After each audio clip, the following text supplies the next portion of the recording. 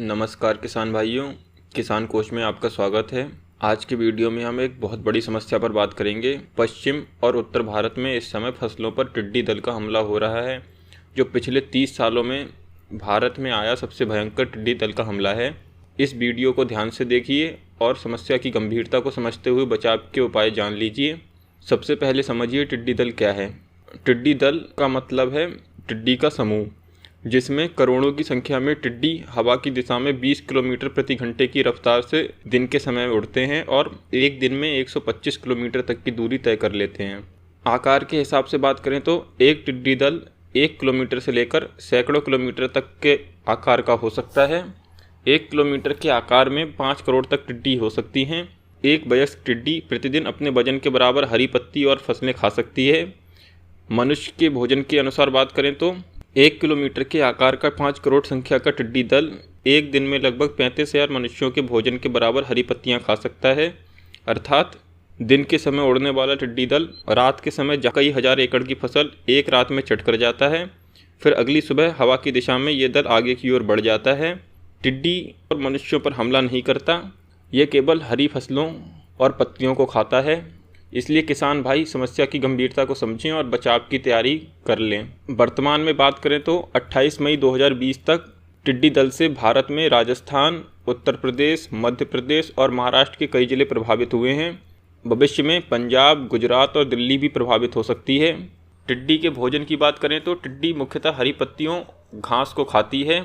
खरीफ में मक्का, मूंग, उड़द और पशु चारा इसका मुख्य भोजन है। सरल भाषा में कहें तो टिड्डी दल अपने रास्ते में पड़ने वाली सारी हरियाली को खा जाता है। टिड्डी की उम्र लगभग 90 दिन की होती है और 3 बार प्रजनन में टिड्डी दल की संख्या लगभग 16,000 गुना तक हो सकती है। अतः इस पर नियंत्रण अति आवश्यक है, अन्यथा ये आहार श्रृंखला को बिगाड़ कर रख सकता है। नियंत्रण के उपाय की बात करें तो केंद्र और राज्य सरकारें जिला प्रशासन की सहायता से स्वयं कीटनाशक द्वारा टिड्डी दल को नियंत्रित करने हेतु प्रयासरत हैं। टिड्डी दल को नष्ट करने हेतु 4 प्रकार के कीटनाशक समूह उपयोग किए जा सकते हैं। पहला कार्बेमाइड्स, दूसरा आर्गेनोफॉस्फेट, तीसरा आर्गेनोक्लोरीन्स, चौथा सिंथेटिक पायरेथ्राइड्स। ये चारों कीटनाशक समूह टिड्डी दल के नियंत्रण में बहुत प्रभावी हैं और इनका मूल्य भी बहुत कम है। इसलिए ये चारों कीटनाशक समूह टिड्डी दल को नियंत्रित करने हेतु प्रयोग में लाए जाते हैं। सक्रिय तत्व अर्थात टेक्निकल की बात करें तो टिड्डी दल को नियंत्रित करने में सबसे ज़्यादा उपयोग में लाया जाने वाला कीटनाशक है मैलाथियान। मैलाथियान बाजार में आसानी से उपलब्ध है, जो कि मैलाथियान 50% EC और मैलाथियान 25% WP के रूप में उपलब्ध है, जिसमें मैलाथियान 50% EC और मैलाथियान 25% WP का प्रयोग पानी में मिलाकर खड़ी फसल पर स्प्रे द्वारा किया जा सकता है। दूसरा कीटनाशक है क्लोरोपाइरीफॉस। क्लोरोपाइरीफॉस बाजार में क्लोरोपाइरीफॉस 20% EC, क्लोरोपाइरीफॉस 50% EC और क्लोरोपाइरीफॉस 50% प्लस साइपरमेथ्रिन 5% अर्थात C505 के रूप में उपलब्ध है। इसका उपयोग भी खड़ी फसल पर पानी के साथ मिलाकर स्प्रे के रूप में किया जा सकता है। तीसरा कीटनाशक है डाइक्लोरोवॉस 76% EC।